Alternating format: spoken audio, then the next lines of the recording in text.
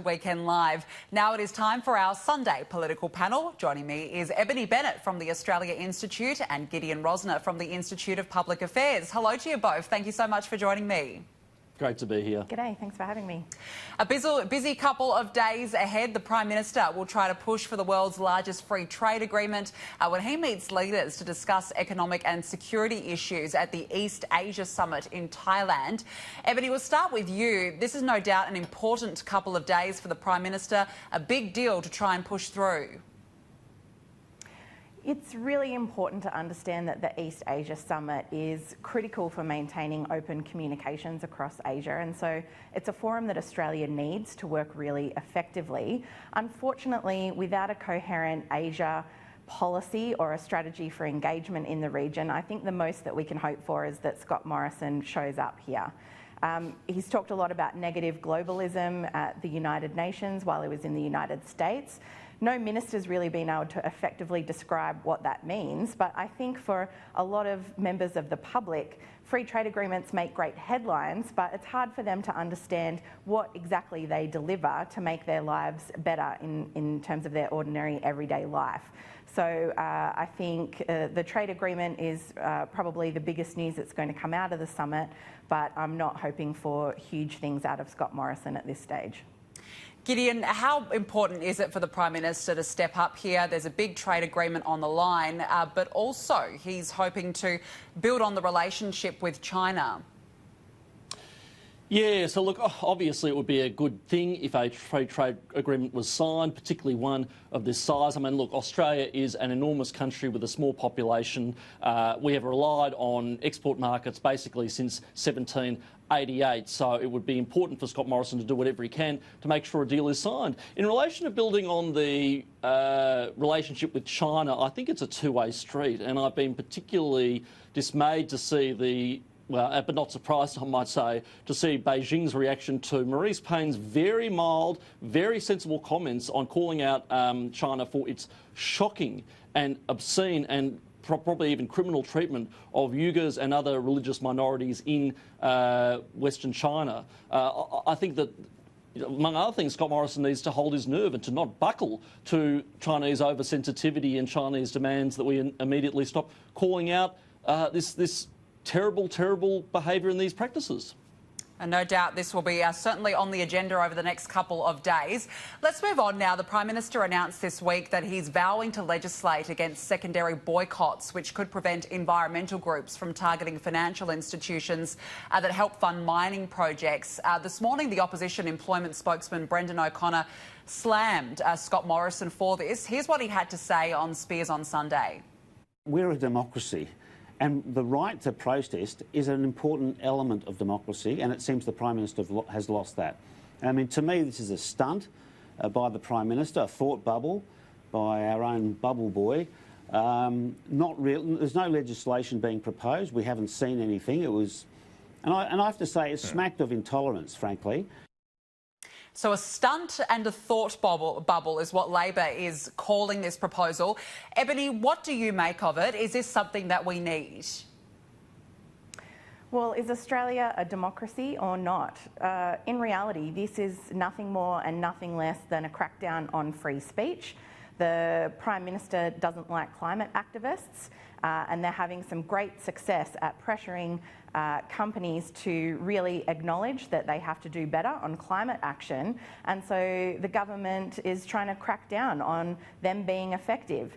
I think this is hugely concerning. It's not the first time the coalition government has tried to legislate against secondary boycotts, but what is concerning is that they're targeting it so specifically at environmentalists, I think. It's a Liberal from what is supposed to be a Liberal government, and I think it's of huge concern. Australia has to do better on this front, and my concern is that if we see moves like this be successful, then who's next on the chopping block? I mean, what's more democratic than being able to withdraw your consumer dollars from projects that you don't support? But the other fact is that banks and other investors are staying away from coal-fired power stations and coal mines because they're dud projects that are struggling to find finance right around the world. So Scott Morrison's effectively trying to legislate against a problem of the market.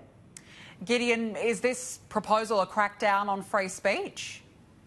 I think that it is, frankly, and I agree with Ebony to a certain extent, and I never thought I'd utter these words, but I actually agree with Brendan O'Connor. Look, I can understand why Scott Morrison and the right in general are frustrated with secondary boycotts of this nature. They are frustrating, but just because something is frustrating or because you don't agree with it is not a reason to ban it. And if we are going to be free marketeers, and I'm certainly a free market fundamentalist myself, we have to accept that people will make decisions within a free market that we don't like, as well as decisions that we do like.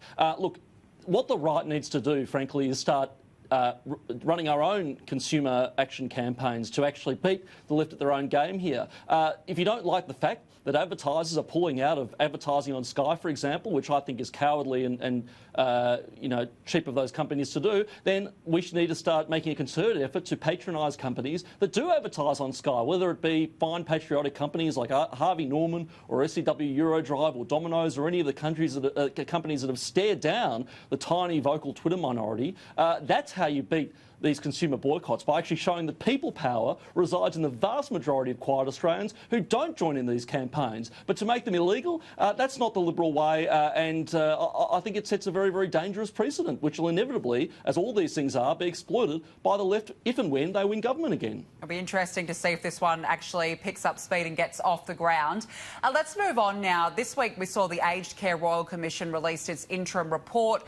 The aged care system has been described as cruel, harmful and in a shocking state of neglect. Ebony, when you hear these words, I mean, this is very, very strong critique of our aged care system. How important is the need for reform?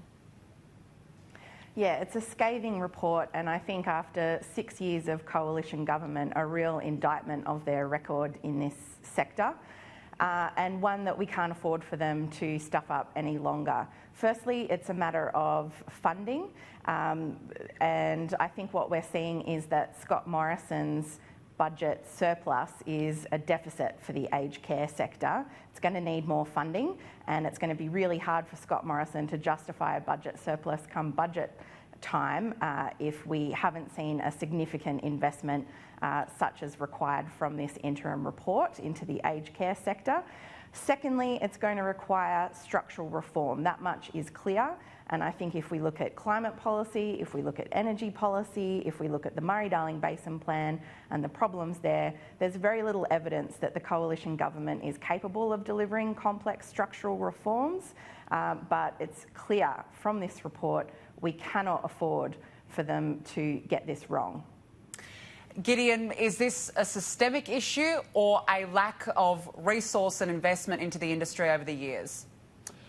I think the biggest problem here is a lack of scrutiny of the sector over the years. And look, I'm glad that these terrible, terrible instances of elder abuse are coming to light now. But there is a great argument to suggest we could have avoided having to put on a costly Royal Commission if the media were allowed to do their job and actually report on instances of abuse in these centres. Now, I'm on the record as saying that I think the Right to Know campaign is a little bit hypocritical and a little bit self-serving, but I agree with most of the substance of it, and in particular the ads that they are running now showing that the media are prevented by force of Commonwealth law from reporting on abuse of elders in aged care homes. And if you look at the Aged Care Act, there are reporting restrictions which are ostensibly there to protect the identity and the privacy of patients and of clients in nursing homes, which I suppose is fair enough, but they also restrict reporting on anything to do with, quote, the affairs of individual aged care centres. Now, that's an extraordinarily broad restriction on free speech and on reporting.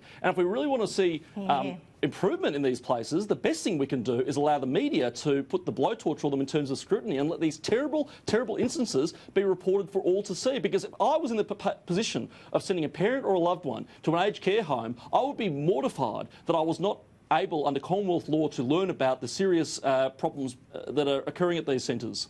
It certainly brought a lot of issues to the forefront. Final word from both of you. Nationals MP David Gillespie, he's restoked rising leadership tensions within the Nationals Party, refusing to rule out a tilt at the leadership if Deputy Leader Bridget McKenzie doesn't deliver on dairy. Ebony, no doubt an important topic, but another week of tensions within that party. Well, it's not good politically, but the fact is the dairy industry is on its knees in Australia. You've got fourth and fifth generation farmers walking off the land and selling their herds, and that's in part because the Nationals have failed to deliver in government for their constituents. And there'll be a lot of people out there asking themselves, you know, is this what I thought I would get when I voted number one in the box next to the Nationals in the ballot box? So I think the reason for the tensions is real, whether it's drought, the dairy industry, or the failures of the Murray-Darling Basin Plan. You know, there is real policy concerns out there, and the Nationals, unfortunately for them, aren't just facing down, I think, leadership tensions internally, which are never any good for a political party, but externally they'll be facing threats at the next election from One Nation, from shooters and fishers, from independents, and from the Greens, who have won seats from the Nationals in the past. So it's never a good look. These kinds of instabilities always kind of end up snowballing, so we'll see where it ends up. But I think the dairy industry is, frankly, a good policy to have some leadership tensions over.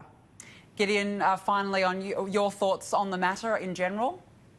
So, look, this all seems to go back to one particular issue with the current Dairy Code of Conduct, which is exclusivity. For God knows what reason, there seems to be a requirement requiring that milk farmers only contract with one producer at a time, an exclusivity requirement. Now, Bridget McKenzie, as I understand it, is going to remove that requirement under the new draft code.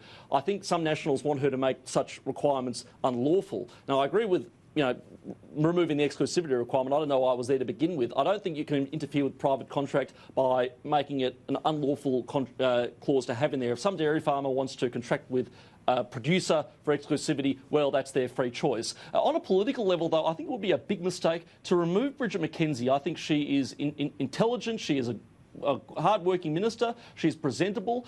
She's a little bit spunky, and I think she does a really, really good thing for the Nationals brand. I think replacing her would be a retrograde step by the National Party. Well, certainly an important issue, so hopefully there is some clarification shortly. Gideon Rosner and Ebony Bennett, thank you so much to the both of you. Thank you. Thank you.